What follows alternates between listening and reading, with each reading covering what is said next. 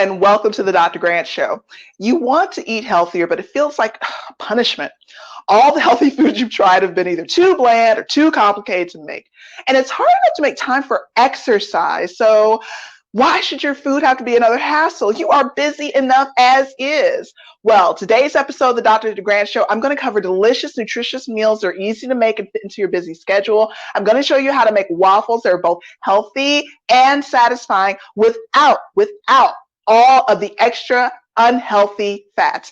I also have a secret hack that makes your waffles not only delicious, but you would never, ever know about this healthy hack. All right, so let's get into it. For my recipe, this healthier homemade waffle recipe, here are the ingredients that you are going to need. All right.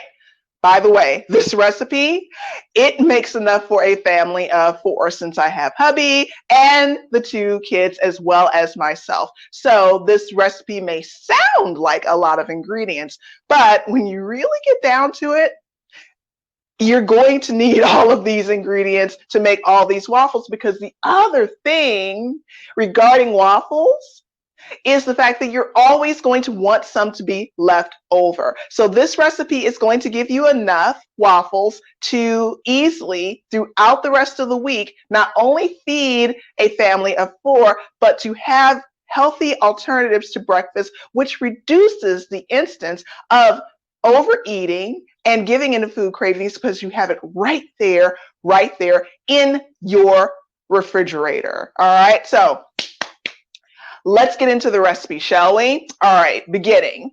Number 1, you're going to need flour, 4 cups of that. You'll need baking powder, 12 teaspoons of that.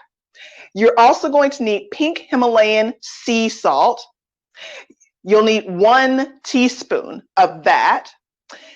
You will also need coconut sugar. That's the healthy hack, number 1. 3 tablespoons of that. You'll need raw sugar. You'll need 3 tablespoons of that. You'll also need eggs, 6 of those. Finally, our secret ingredient to make these waffles not only tasty, but healthier: coconut oil, 1 cup's worth, and just a smidge bit of butter, half a cup. Now, you can forego the butter, and instead you would adjust this recipe to include, instead of 1 cup of coconut oil and half a cup of butter, you would adjust this recipe to make it a total of 1.5 cups of coconut oil if you want to remove the butter entirely. I have made this recipe both ways, and honestly, they taste good either way. So I have all the ingredients laid out here in order to save us time. But as you can clearly see here, as I turn this so you guys can see, all the dry ingredients are put together in here. All the wet put together in here. So here are my eggs, and here is my milk. In this instance, I used whole milk, organic milk. However, I have also played around with and experimented with half and half, where half of the milk is whole milk, organic, and the other half is using almond milk, which is usually my staple and go-to. I've also experimented with this recipe and completely swapped out the whole milk entirely and then replaced it with almond milk. I've also experimented with rice milk and cashew milk. So my point to this is, feel free to adjust this according to your needs and specifications. But my goal here is to show you easier ways to make healthier,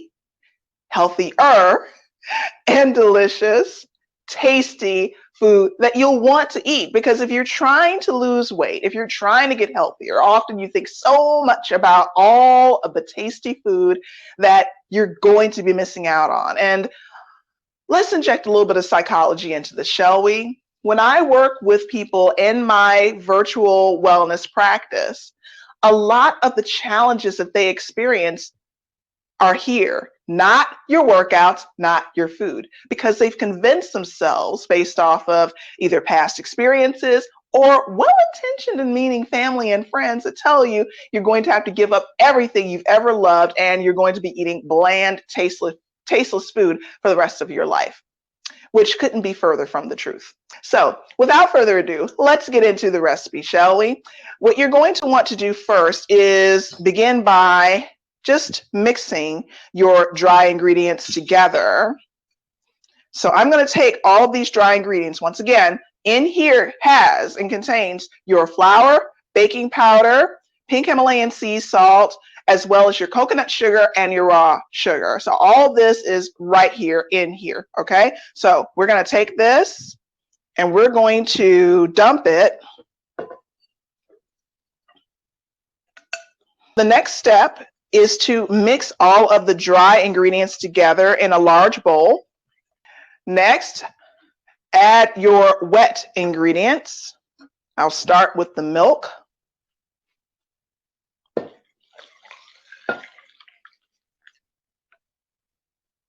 And then I'm going to mix this just a smidge.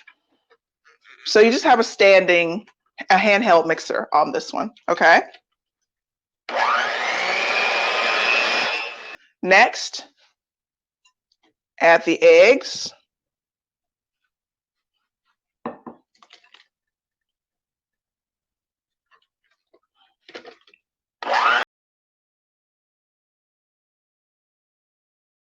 Now, you might wonder, why am I saving the coconut oil and butter mixture for last? I'm saving it for last because often, depending upon the temperature of your room, coconut oil quickly hardens and solidifies as soon as it comes in contact with something cold. The way to avoid this and to prevent this is to put it in the recipe last. That way it's just being mixed and incorporated into your recipe. Or you can, as an alternative, you can just simply work with lukewarm room temperature ingredients as well. So I combined all of this into one measuring cup that, once again, 1.5 total between the 1 cup of coconut oil and the 1/2 cup of butter. So I'm pouring that in now. So now you mix it.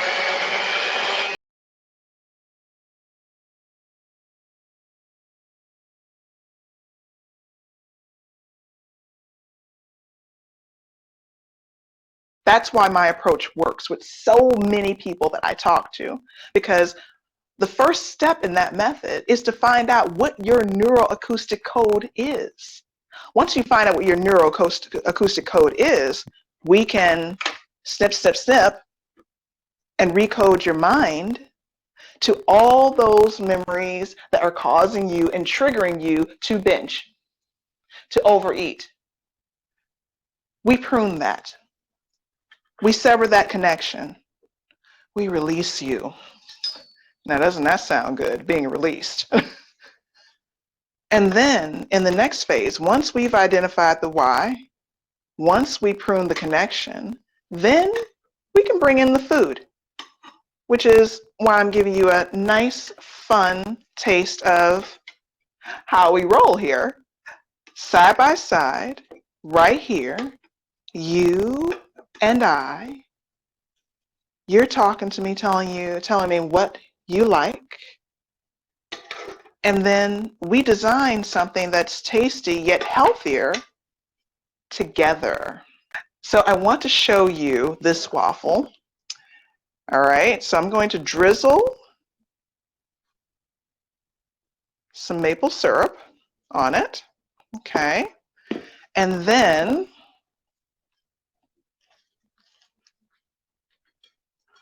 drizzle some fresh blueberries. Here we go. I'm coming over here to the camera so you guys can see. All right. Doesn't this look tasty? All right. So that was one way that the waffle can be prepared. Like I said before, let your mind go wild here. You can have them plain. Now I stack two of them on top of each other, but you can still see the glory of the waffle. And I'm going to pull it apart here just so you can see how soft it is. Okay, see how soft and how nice that is in terms of how it pulls apart? Okay, see how fluffy that is? That is the beauty of your coconut oil. You've now been treated to, step by step, one part of the method that we use to help people that struggle with emotional eating, food addiction, and weight loss. I'm showing you the easiest, simplest way. And the reason why I'm showing this to you as well is I like to work with people live, one-on-one. How many people have actually purchased a course, for example, or bought a cookbook, and that cookbook is still sitting on your shelf, or that course is still sitting on your computer? There's no accountability. There's nobody there trying to check and touch base with you to make sure that you're doing what you're supposed to be doing. Did you know that online courses only have a 3% completion rate? So you're paying for something, and most of the time, if you're statistically like other people, you're not using it. So that means that it's not fixing the problem.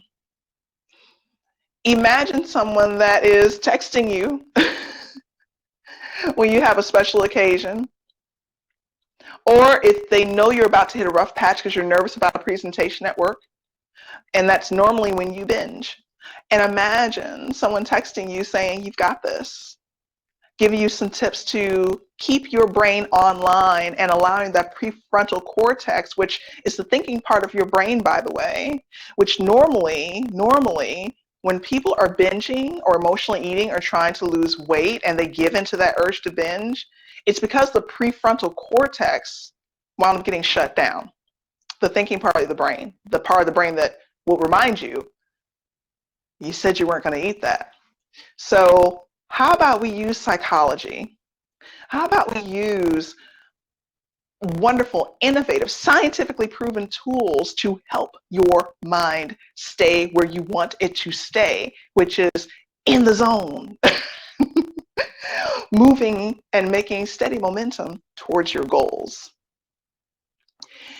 If this sounds like something that you feel you are worthy of, the attention, the proven approach to getting this done and making it sustainable, someone that's going to hang with you and lavish you with so much love, so much attention, so much guidance, and giving you solutions ranging from your mindset to your food to your fitness to even consulting in terms of your career. If this is sounding like something that you've been missing, because this is unlike anything that anyone has ever done, and it works, then feel free to reach out and send me a DM at the number that's listed below. It's 312-601-8510.